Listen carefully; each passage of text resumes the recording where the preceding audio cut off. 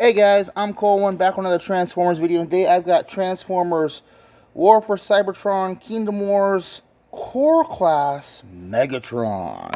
And like all Core Class or Legend Class figures, yes, he's a small little pocket-sized figure. You can fit him in your hand, throw him in your pocket.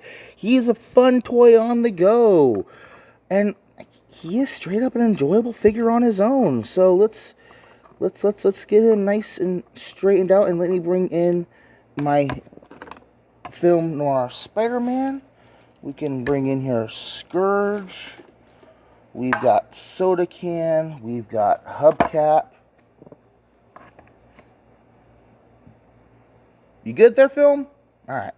I'm going to put these guys back away. We need to bring in the War for Cybertron car guys. And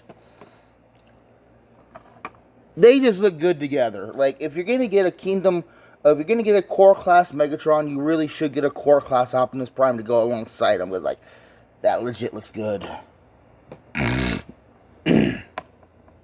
Articulation-wise, he's got a swivel at the head. What's funny is that his head is the same color as, because they did multiple colors of this guy. They did him in gray and silver and a couple others. I don't think they changed the pink color on his head on any of them. He's got a big old chunky backpack on here, which is cool. It's fine. He's got ball-jointed shoulders, ball-jointed elbows. His cannon can be swiveled around, but that is for transformation. He has wrist swivels, kind of, sort of, like wrist armor plate thing moving around. But I think, yeah, it's only on the one arm, and again, that's transformation.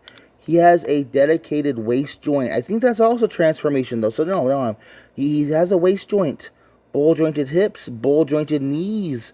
Nothing at the ankles or feet or whatever, but still. What's funny about this guy is that I really do think he is a slightly modified, heavily scaled down version of the Siege of Cybertron Megatron, the one that turns into the tank. So let's actually bring in all the other Megatrons.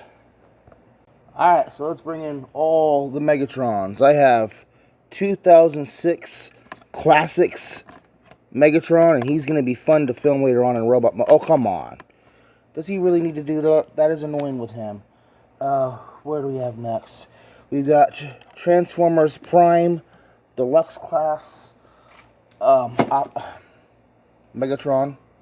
We have the Legion class, the Commander class Legion scale one. We have War for Cybertron, the video game Megatron. I'm going to turn his cannon around so he can not block the guys behind him.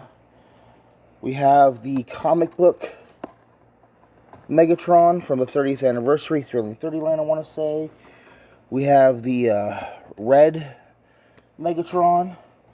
I've got this cool little Burger King toy for the other Megatron. We have Siege of Cybertron, Tank Megatron. We've got Last Night Movie Megatron.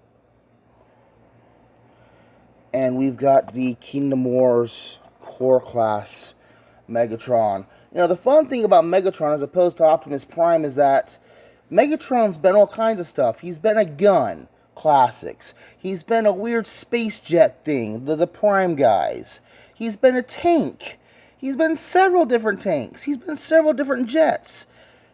Like, Megatron is not lacking when it comes to options for outfits.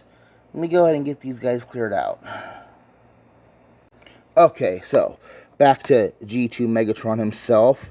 One more thing for again transformation. Yes, he is wielding a miniaturized version of his G1 self, molded in the same plastic as the rest of him, but still, that is a very nice representation of his gun mode. That's cool. I like it. So, transformation. We are going to bring the shoulders away from the torso. Bring this part up and over. These are the tank treads. And now that that's out of the way, you can bring the arms completely around. We will line them up like so. Now this arm has to be turned around so that that round peg part can peg into the side of the cannon. And then we're going to use this wrist swivel over here to spin that armor plate around like that to cover that all up. Go ahead and lay that down flat. We need to use that waist joint from earlier to rotate his waist around. The arms here have these little slots that are going to tab on to the back of the tank turret to make that all one solid piece. Bring up and around the front tank treads. Now the legs here, oh, how did this happen here? You're going to bring the purple parts out from the side and up and around. So unhinge down. This little slot here is going to go onto that tab there, and this little tab here is going to notch in there. And then up in the front of the leg near the knee, there's another slot. So there's this little slot here. Put that there. Put that there. And here we have him in his little tank mode. And there are peg holes back here on the ankles where you can you? Yeah, you can peg the gun in, and I just went and untransformed him because I pushed things around. But really the easiest thing to do, and I think I have the tank transformed in correctly, don't I? So it's supposed to be slanted in forward, isn't it? So let's move that around and fix that and fix this and this and that. And we'll take that and put it right in there like so. So here is Classics Megatron. Here is video game Megatron. Come on. We have here Transformers Prime Megatron and the Legion's Cyberverse version. There's the Burger King non-transforming version. Come on, you guys are sitting there momentarily. There we go. That works. That works. We've got another movie one here where he turns into a jet. We've got a big old tank one here. We've got this tank one here. We've got another space jet one, stealth bomber.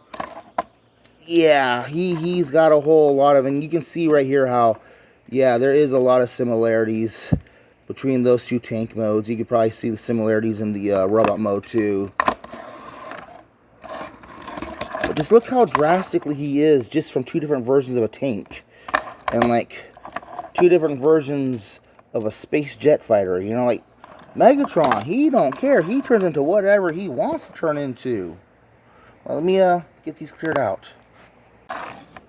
It's cool seeing all the different versions of the character on the table at the same time, right? Can we get you to stand up at all, Megatron? No, he will not be a standing tank. So we're going to have to bring in Filmnar Spider-Man right there. Bring in Soda Can. We've got Scourge. Oh, nope, wait a minute. That was the wrong mode. So yeah, these guys don't scale well at all. Megatron should easily be at least the same size as Scourge here. And we'll bring in the Cybertron and car guys. Did I bring him in yet? No, I don't think I did. And like, dude, they're out of scale a little bit. I think the tank, well actually the tank, I think they scale pretty well next to each other actually. I wouldn't mind seeing a fight between these two guys break out. Of course, you know, Optimus Prime would have to be, you know, turning U-turns and spinning around, but like he could probably outmaneuver and outgun fairly well. He'd figure it out. He'd figure it out. So G2 Core Class Megatron here really is a scaled down version of the of the Voyager class Megatron, but it's good. It's got the nice solid tank to it. It's got the G2 Decepticon logo going on there. Yes, it is absolutely. He's just yogaed up underneath there, and his arms are... This is some painful yoga here, actually. But it works. It's a fun little figure. I got this at my Peddler's Market nearby, loose, complete, for $5. I'm ecstatic that I got him at that price. Normally at Walmart and Target, he's going to be running about $15, and that's the running price for core figures nowadays. Core figures are $15, deluxes are like $30, $35, and Voyagers are like, you know, $35, $40, and, you know, yeah. Transformers are getting kind of... plastic crack, plastic crack! I can very much so recommend that you pick this guy up. He's a great little pocket figure. He's going to go great with other smaller figures, and I'm going to have fun doing filming with him at some point. I'm Colwen. This is Transformers War for Cybertron Kingdom Wars Core Class G2 Megatron. Great figure. Pick him up when you can. Thank you for watching.